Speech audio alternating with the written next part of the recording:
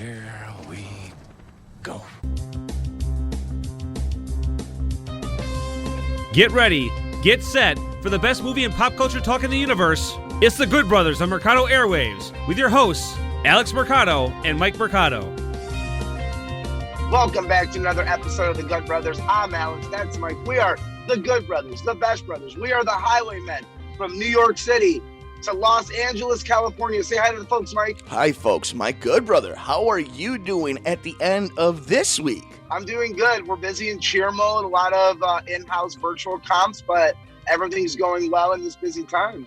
Well, it's good that you guys are doing it and you guys are being as safe as possible, and we are all sending the best vibes possible to those kids who are doing the damn thing in these unprecedented times. So, good brother, while you're doing that, you need to have some distractions because we all know how crazy stressful it is these times, and I think what we're doing here on the Good Brothers, it's fun, brother. Like, I'm telling you, we're all the way through February. We went through these winter months, and, you know, God bless all those people down in the South right now. We're thinking of them. You know, we make jokes up here north about, like, you guys can handle your winter, but this is something different. We're talking about power grids. We're talking about lack of societal preparedness from leadership, and this is not just, oh, they got 1 inch of snow one day. This is something really important, and I hope that us doing this episode, reviewing some stuff and putting a little normalcy it's going to help our friends and family down there. Yeah, no, I agree, and they're really going through it, and I think, like you said, it's always nice and innocent when, like, we can make those jokes like, oh, they got 1 inch of snow, and that's all in good fun. But like you said, I think we've all started to notice is like, oh no, this is actually an emergency. It would be like if Illinois had an earthquake. Like, you're just not prepared for disasters that don't necessarily affect your area of the United States. So, you know, we're sending our thoughts to them. Luckily, it seems to be turning around. Hopefully not too much long-term damage, and they can, you know, obviously it's about to get to the 40s up in Illinois, so that's summer for us. Well, I hope at the very least it's a tease of summer. That means we're not going to keep getting 20 inches of snow. I mean, it's so bad in the South that Chicago was in the news for about a minute and a half, and then they're like, yeah, well, I guess 24 inches of snow isn't that bad compared to a complete power failure. But good brother, speaking of power failure and something that's kind of eerily reminiscent in a sci-fi way of what happens when you go off the grid, when a bad guy, or what we thought was the bad guy, takes over an area. Good brother, we got to talk about Wandavision. We got to talk about Mortal Kombat. We got to make some predictions, and we have some breaking news and some casting, but we're going to jump first into Disney Plus, Wandavision Episode 7. A lot of things happen in this episode, good brother. We're going to go into spoilers so we can just have an open discussion. I will start off, then you can have your conversation, and then when you're ready, just kind of give us the word that you'll go into spoiler territory, and we'll rock and roll. My initial thoughts of this episode, probably my least favorite of this episode, and I think you share the same sentiment. The difference, I think, between you and I is I still think this was like a solid 80%, 85% on a test score. I still think this had wonderful moments, had great lore building, had great momentum building into the last 2 episodes of the season. We did learn some new things. I love the ending. I thought the ending was phenomenal. We'll get into the spoilers in just a second. Kat Dennings and Vision were wonderful together with Darcy and Paul Bettany, and I just used their names vice versa. But you know, it was, I had a lot of fun in this episode, and you know, all I would say is my spoiler for this is the engineer, biomechanic, aerospace person. I actually called it. I've been saying it for a few days. The way it was going to end up was the way it was going to end up. But with that solid episode, very excited to see what the penultimate and the ultimate episode, the finale, are going to be. But with that, good brother, feel free to just kind of give us your review, and then when you're ready, we'll start talking about spoilers. I agree with you. It was my least favorite. It was between this one and one of the first two. But I think what this episode, our big reveal was very known, and it was like one of those, yeah, the obvious is usually the better choice, but I feel like delivery-wise, it was fine. I wouldn't say good or bad. I think overall it was the most lackluster episode. It didn't have a lot of substance. I thought the whole Monica story was a little rushed, a little unclimactic. I think it's all, like I said, from this show from day one, is all set up. And to me, if we don't get a level of like, here are the Fantastic Four set up, this show is all going to be on the ending. And that's a lot of pressure where it's like, you're not giving us a lot. And I understand why people are like, let me wait for the whole thing to come out. Because to me, this seems more like, I compare it to maybe an Umbrella Academy, where if I had to wait week to week, I might not love this as much. But if I could binge through it and keep the story going, I might think this is the best thing ever. So the fact that we have to wait, and more than not, we're getting not a lot of substance, but a lot of little bits that are great. I don't know. It's kind of a hard watch for me, but at the same time, at this point, you're like, I got to see what happens next. But sometimes I think it's a bait and switch with them. So I didn't love it. I didn't hate it. I thought it was fine. I think I would love this show if they can deliver on the ending. But if they don't, it's going to leave a real bad taste in my mouth. And I think it'll leave a bad taste in a lot of people's mouth. You can't just whimper out. We really do need Mandalorian, like Luke Skywalker. Like, you need Tony Stark coming back from the dead. I don't want to see Doctor Strange. I already know they're going to be in a movie together. That's not enough. Like, you need to hit. You need to pop the fans. Like, Edge returning at the Royal Rumble, pop me. Or else I'm going to be really bitter about this. We can now get into spoilers because I was talking about it from last week's episode, and as we got ready for this episode, that I didn't think it was going to be Reed Richards. I didn't think that this episode we're going to introduce these characters. And as we got closer to the episode, as much as I've been enjoying WandaVision, you still have to keep in mind that they're still having movies in movie theaters, that they're still going to have these big promotions. So if they're going to bring in John Krasinski as Reed Richards and introduce the first family of Marvel, somebody that every fan has been excited about with the idea of maybe the property getting its respect it deserves, they're not going to introduce him into episode 7 of WandaVision. It's just not going to happen. But with that, I did love the ending of Catherine Hahn, who is Agnes, is Agatha. It ended up being what we all thought it was going to be. It played out. The swerve didn't happen. And quite frankly, good brother, I don't think we needed it. I didn't think we needed Mephisto. I didn't think we needed Dormammu. I didn't think we needed it to be anything that it didn't have to be. You got a strong actress who plays quirky fun, who plays that type of bad guy even better. I mean, think about how she was in Step Brothers and kind of like how she's taken that craziness over the years in all her side roles. And now it's just kind of all coming to one. And when she was able to snap in that vision scene last week, you could see how terrified she was. Now to be at this point where, she's cocky. She has it all under control. And as strong as we think Wanda is, look at what she's doing. I kind of like the payoff, and especially it being an actress like Catherine Hahn. Well, there's two things. One, we still don't know she's the main bad guy. We know because in comics, if we're going by a little bit of comics, she turns out to be more of like an anti-hero-ish, where she does eventually start training Wanda and helping Wanda out. So I would like to see maybe a little of that where like maybe they're both a little victims. And eventually, because I like Catherine Hahn. She's one of my favorite female comedians. She's one of my favorite comedians. I just think her sense of humor is on par. And it's one of those where like, no matter what role she plays, you know it's her. But you like that it's her. It reminds me of like Maya Rudolph or Kristen Wiig, where like, they don't really change much of what they do, but what they do is so good, you don't have to. So I'm with you. She was the best part, and it was the no duh.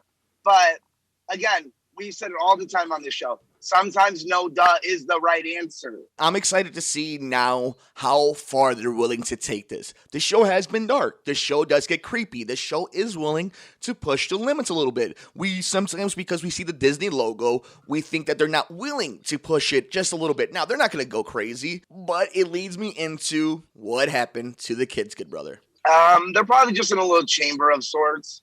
Obviously, Vision, Quicksilver, and Monica are going to team up and they're going to battle. And I mean, you kind of can see where it's going. Like I said, I don't think that's the surprise. I think the surprise is the actual ending. Like, how do we move on from the show to get on with the rest of the MCU? Well, because we know what is going to happen in Far From Home, and you keep mentioning that there's going to be this idea of multiverses and whatnot. But here's the thing, good brother. Unless she has one of these big explosions like she had a few weeks ago, we still haven't touched multiverse. We still haven't touched multiverse since Endgame. This is all still just her projecting stuff. So I don't know if again, it goes into the fact that we don't know what we don't know, and it could simply just end at this point. It all could just go to hell, and there isn't this satisfactory thing that like it's going to lead to that's where I'm at right now. I'm like, maybe it's just this small little input thing, and the multiverse of madness is its own thing, its own adventure that we're going to see. Well, you got to remember that we find out she was controlling Pietro. She was controlling Quicksilver.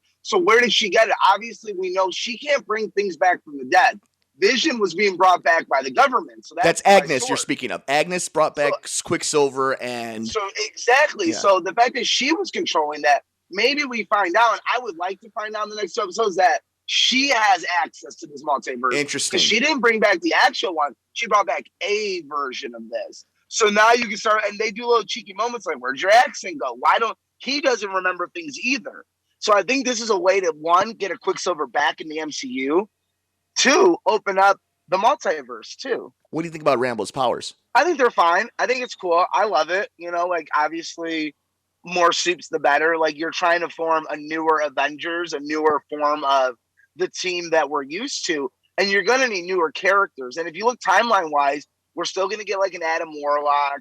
We're going to get more from Thor. Like we're going to have 2 versions, if not 3. So you definitely could see them. They're like, we need to start getting more super powered people to form our next biggest thing. Because we're going to get another Endgame 10 years down the line. So we need to start building characters that we can bring back and be like, oh yeah, I like her. She was in WandaVision and she was in Captain Marvel 2 and Captain Marvel 3. And like, damn, she's awesome. And I think it's also interesting to know that we did get news that Jessica Jones and the Punisher, the rights went back to Marvel Studios. As has Daredevil and Luke Cage already, correct? I don't believe those have gone back yet, the filming rights. I believe those are still at Netflix, if I'm not mistaken, at least when it comes to the complication of can you put it out there and can you produce it, like the Harry Potter and Peacock drama that's going on. I know for a fact, though, that Punisher and Jessica Jones now can be produced by the MCU universe. So I think we'll start seeing those characters ASAP. Daredevil has gone back to Marvel proper. Got them all back. So yes, you're correct. They have all the Netflix shows. They have finally got all of them back. So maybe they'll dig deep, but then it just brings you back into the point of, okay, they got their Netflix shows back. At some point, they are going to bring in the X-Men and the Fantastic Four. That's why I think people are putting a little bit too much on WandaVision. I think instead of enjoying the ride, and I agree with you, you can have critiques throughout the episodes, but the big scheme, they are putting little webs in there, like you're saying. They're building a new Avenger. They're making Wu a bigger part. They're giving Kat Dennings a bigger expansion since she's going to have the Thor movie. So they're obviously putting little nuggets into the MCU moving into this next phase. But I also don't think this is the end-all be-all. We still have Falcon and the Winter Soldier. We still have Black Widow. We still have Spider-Man. So we still have a lot of places that are going to move this story forward. And I think just because it's the first MCU thing we've had in a little while, people are putting a lot on it. Well, not only that, but like I disagree with you in 2 points. One, the actors and directors have set it up to be next level stuff. And two, I can understand the fan base running away because for all we know, this turns out to be a Bird Box situation where people are at home, there's not a lot on, whatever. Here's my issue. You say enjoy the ride. The ride's not what they're selling you, though. Like, you don't go on the Raging Bull for the ride. You go on the Raging Bull for the drop. They're selling us on the drop, not the ride. When you go on the ride, you go to Pirates of the Caribbean. So my argument is the ride's not enjoyable. Like, no one's sitting here saying, oh, I'm loving this ride. They're loving the anticipation of the drop. So for me, it's not like a normal show where you're like, no, let's enjoy this, like Winter Soldier and Cap is kind of setting itself up for. Let us know on Twitter at Good Brothers Pod. Do you guys think that this is more enjoying the ride or anticipating the drop? I love that analogy, Good Brother. Do you want to make a guess of anything we might be seeing? Have you seen a trailer? What are you feeling about next week? The only thing I look forward to is the fact that this is the next 2 episodes we've got the least amount of leaks on. Like, everything that's leaked or kind of gotten out there has been from the first 7 has already episodes. happened. Mm-hmm. So that's kind of getting me excited about, like, okay, I do think there's one. I do think we're going to get a next level thing. Like, we're going to get something cool, something really cool.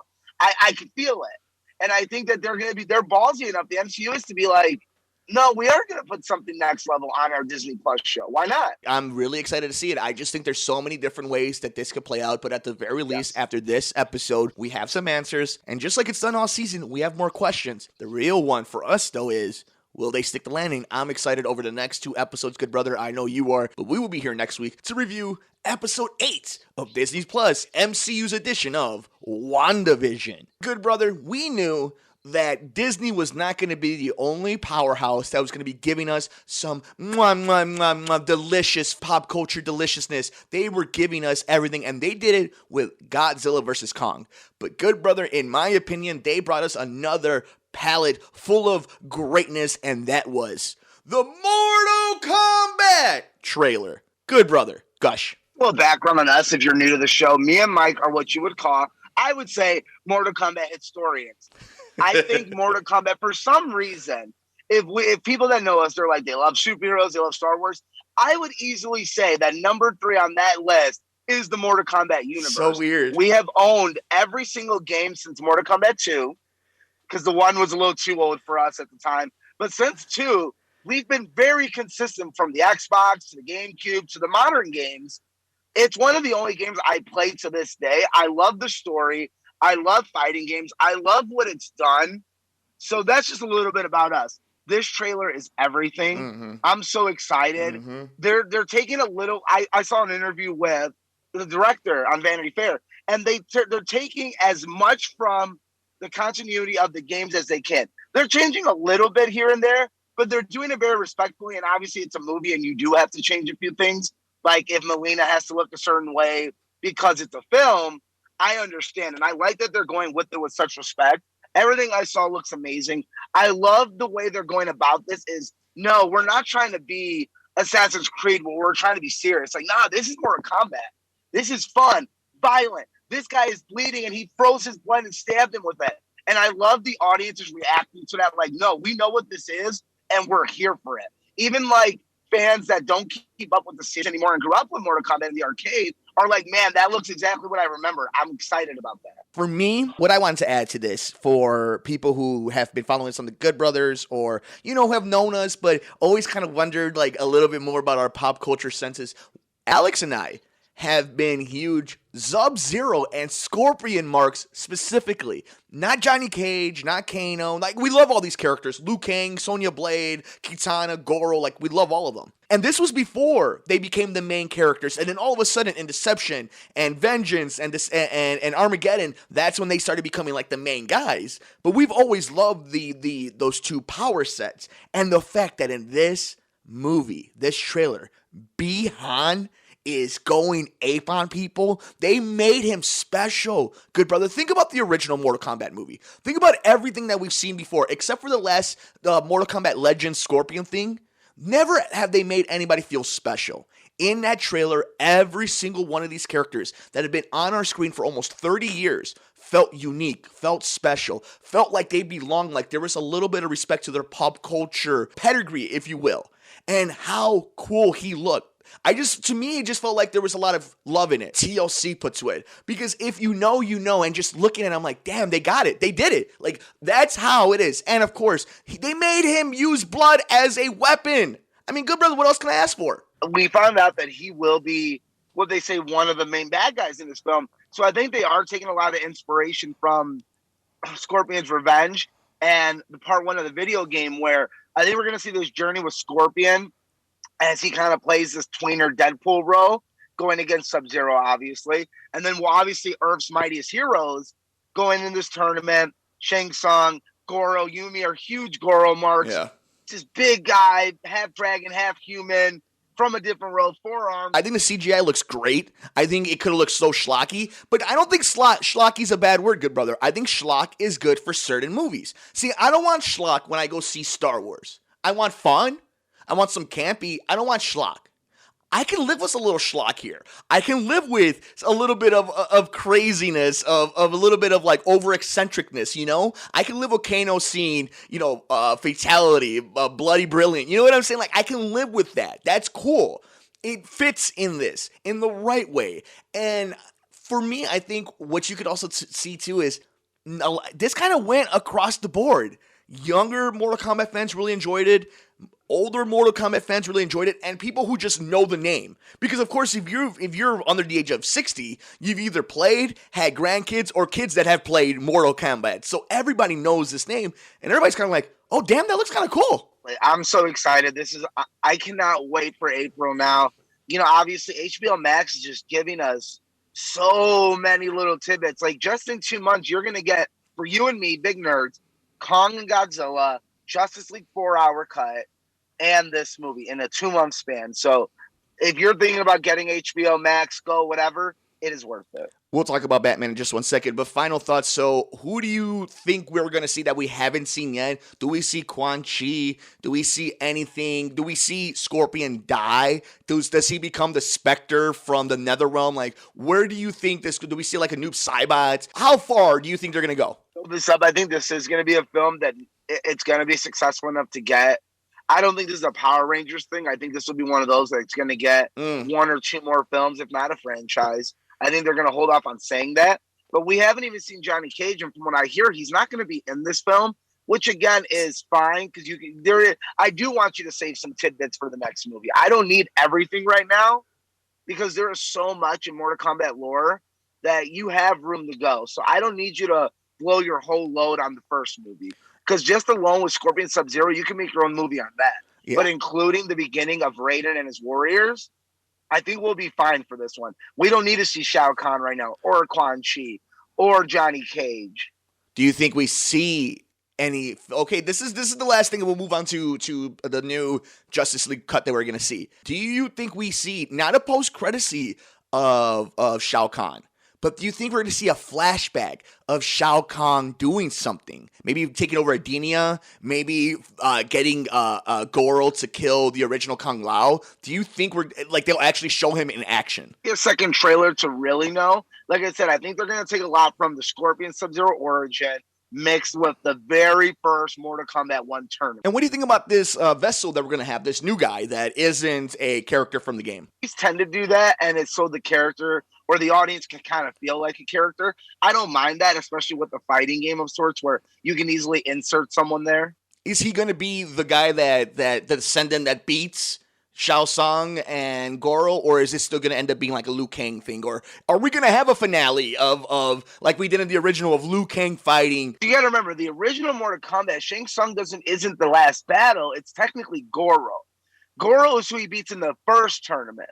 The second tournament in Outworld is where he has to fight the Tiger Goro and then Shang Tsung. But what about in the original movie, though, where he kidnaps Sonya Blade because he picks her as the final battle, and Liu Kang challenges him, and then that's when we get the entire thing. Liu! Like, we get that entire... Do you think we're going to get something like that, or is this new character going to be the one that does it? This new character is just a new character. I think it's going to do more of a side story as more of the Jackson Sonya thing. Then I think Liu Kang is your hero. That's okay. Your hero's journey. That's where I'm going to. So it's still going to be Liu Kang as Scorpion. Good, brother. I told you that HBO Max was giving us a bunch of goodies. How about this one? We got to see Jared Leto as the Joker. We're not going to spend a lot of time on it, but what did you think about it? How are you feeling about it? Would you have liked to have waited to see the actual footage of it? And it looks like, all the haters on the internet, once they saw that, they're like, oh, we like him now. We like him now. That actors can only do so much. It is a lot of writing and directing. A lot of some of the best performances we've ever seen in any movie, it's done by a lot. It's a teamwork effort of director, producers, all that stuff. So I think I can see why people are more hot on this.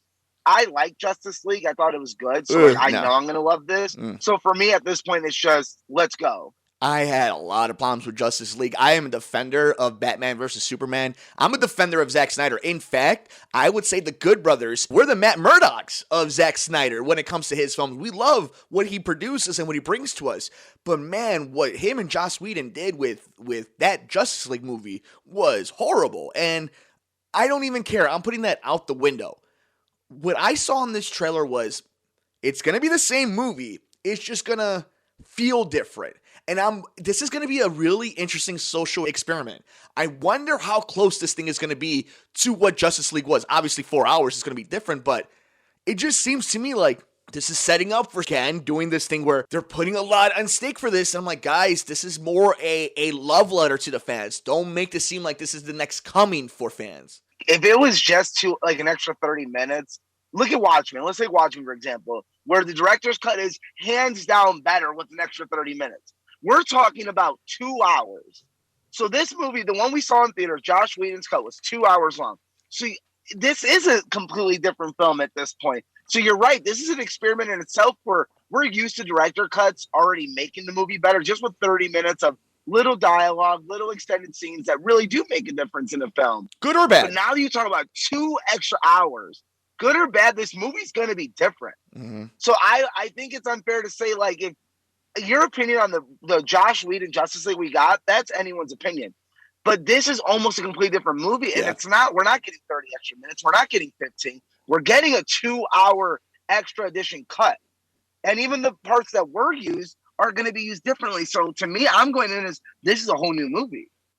And speaking of whole new movie, good brother, we'll move on a little bit, but staying in the DCEU, Andy Muschietti announced that he's got a new casting, good brother. Are you ready for this one? This is pretty dope. Sasha Calle has been cast as the DCEU's Supergirl and will officially appear in the Flash movie. And good brother, she is of Latin descent. So a Latina, a Latinx person will be having the Hope Crest, the S Crest on their chest. Thoughts about this casting, this movie? 2 Batman, a Supergirl, a Flash. What are your thoughts?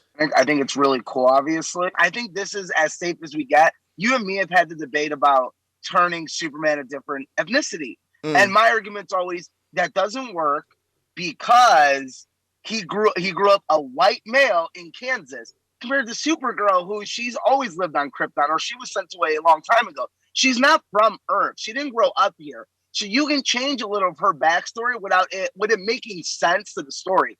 For me is, okay, if we change Superman to Hispanic or Black, okay, his whole upbringing is different in Kansas, guys. Like, he's not going to be treated the same. He's not going to have the same memories. So that's my biggest argument of why I support this casting compared to when those Michael B. Jordan casting rumors for Superman was. Because to me, then you have to change the entire background story of Superman compared to this where, well, she lives in a pod for most of her life. She's traveling through space for a lot of it. You can really get away with a little more here. See, and I vehemently disagree with the idea of that changing who Clark Kent is. To me, it embodies the idea of even somebody who would be down there. Let's say it is an alien that happens to have black complexion or Latin complexion or Asian complexion, grows up in the Midwest, in the heart of the country, sees all the bad in people, but also is touched by how great humanity could be and wants to protect it. Truth, justice, and the American way. An immigrant, a true immigrant coming here to be a savior. I think it all goes into itself, and there's nothing that says Superman was white. In the comic books, they don't say he's a Caucasian male. That's what the color they wrote him. But Krypton could have been anything. And I kind of agree though with your analysis of it being Asian. Yeah, he's a male though. It's Superman. Yeah, like that doesn't change, but doesn't it's not Caucasian, Catholic, Midwest boy. Yeah, that's what the Kents are. That's what the Kents are. That's not what Clark is. That's what Clark becomes. Clark Kent is what Kent. Clark Kent isn't. Kal-El. We're talking about the Kents that found him. Yeah, Kal-El. So yeah, Clark Kent is a Caucasian Christian Catholic male. Kal-El could be any ethnicity. Black Panther can't. There's the difference. I keep telling you, that's the difference. Change the backstory though, but then you can't give him the same. To me, I agree with one sense. If you want to rewrite that whole thing of like when the Kents find him and how they raise him, I'm all for that. But you can't just insert him into the same story we've always had. That doesn't work. Maybe in the lineage that is him. It's not the same exact story, but neither is Batman versus Superman. Neither is The Dark Knight. Neither is Superman. Superman Returns. There's a bunch of changes that happen. And it's the same though. But it all changes. It inherently changes. There's been 17 different versions of Superman. Shaquille O'Neal was Superman in the 90s, and that's canon. At what point do you say, yeah, in the movie theater? He's raised by the Kents to be. So that's all I'm saying. We can have this argument at a different time, though. It's a good argument. That's all I'm saying. Yeah, it is. It's definitely a gray area when it comes to your casting. But with that, we have a Latinx Supergirl, so that's pretty fun. I like it, and I love it. Good, brother. Let's go to the Elimination Chamber. Let us start off with, is Lacey Evans shoot pregnant? I think they don't know how they want to sell this storyline. If Ric Flair's just giving her more attention as a father figure, or if Rick should be doing it. I think they're trying to be ambiguous about it to kind of keep us wondering. Yeah, I think she's shoot pregnant, but it's also wrestling, so this could all just be one. But work either way, they're not on the card, so we won't pick a winner, okay? Just because it's not on the card. Bobby Lashley defends his United States Championship against Keith Lee and Matt Riddle. Who do you got, good brother? I got Keith Lee. Yeah, I think Keith Lee wins this one. If not, I mean, I don't know what the hell they're going to do with Matt Riddle and him. So maybe Matt Riddle wins this one sneaky, but they've been building up Bobby Bobby Lashley like a monster, but I'm with you. I'll go with Keith Lee. How about this one? Lashley's winning the WWE because Bobby Lashley's gonna go against Drew McIntyre for the WWE Championship, correct? I don't know. At WrestleMania? Yeah, I think so. Oh, man. Because Sheamus will be the next pay-per-view, but Oh, I don't know. That's interesting. Maybe. I mean, they are building it up to be this super monster, so maybe. But I do think Keith Lee walks away with a championship. But we haven't seen him in a few weeks, so it'll be interesting to see how he comes back. How about this one? We'll do the WWE Championship, because that one's just a simple winner. Drew McIntyre defends his title against AJ Styles, Jeff Hardy, Randy Orton, Sheamus, and Kofi Kingston. Who do you got, good brother? Do you think The Miz tries to cash in? No, I think we're still going to push that off a little bit. Okay. Yeah, I think so too. I mean, it'd be interesting. This is where Sheamus can win, and then Drew can get it back before Mania. But, I mean, we still have to figure out where how many people are going to have into the stadium, if Brock is going to be there. There's still a lot of things that play out for there, but I'm with you. I'm going with Drew McIntyre. That leads into what I think is going to be the main event. It is Jey Uso versus Kevin Owens versus King Corbin versus Sami Zayn versus Cesaro versus Daniel Bryan in an Elimination Chamber match. The winner will take on Roman Reigns right after the match for the WWE Universal Championship. How does this all play out? Who wins, and then how does Reigns squash him? Bryan. So it's Daniel Bryan and he gets squashed. But he's going to be exhausted. Yeah. And then I think, because Edge is going to fighting Roman Reigns at WrestleMania. Do you think there's a chance it's Cesaro? It could be. I could see Cesaro or Daniel Bryan just to get a good match and make you kind of believe. And then we'll see where that goes, if it can be long-term story built enough. There's no way it's Kevin Owens, right? Like, Jey Uso has to take out Kevin Owens. That's done, right? Like, there's no way he's the last one standing. Yeah, no, I think that's done. All right, good brother. And with that, I think that's it. Thank you again for joining us virtually as we get ready for the weekend. I will take us on home. You can follow the good brother all over the socials. He's on Twitter at Mercado21Alex and on Instagram, Mercado2121. I'm on Twitter at Mike M Media, Instagram, Mike Mercado Media. The show's on Twitter at Good Brothers Pod. Like, rate, review, and shares wherever you get your favorite podcast at Mercado Airwaves. Become a producer of the show at patreon.com/Mercado Airwaves. Alex has bad habits. Support them by giving him some money at patreon.com/Mercado Airwaves. We have swag at teespring.com/Mercado Airwaves. The good brother has very low self-esteem, and it would do him good if you rock some of his t-shirts, including When in Doubt, Merc Out. That's teespring.com/Mercado Airwaves. Like us on Facebook at Mercado Airwaves. Subscribe to us on YouTube, youtube.com/Mercado Airwaves Network. Come play video games with us on Twitch, twitch.tv/Mercado Airwaves. And if you would like to keep up to date with everything we're doing on the network, from the Pop Culture Show, True the Sports Show, our interviews with athletes and celebrities, our sister podcast, the Gone Missing Podcast, follow us on Twitter at Mercado Airwaves. For the good brother himself, Alex Mercado, I'm the good brother, Mike Mercado. We will see you next time here on The Good Brothers on the Mercado Airwaves Network. Thanks for joining us here on The Good Brothers, here on Mercado Airwaves.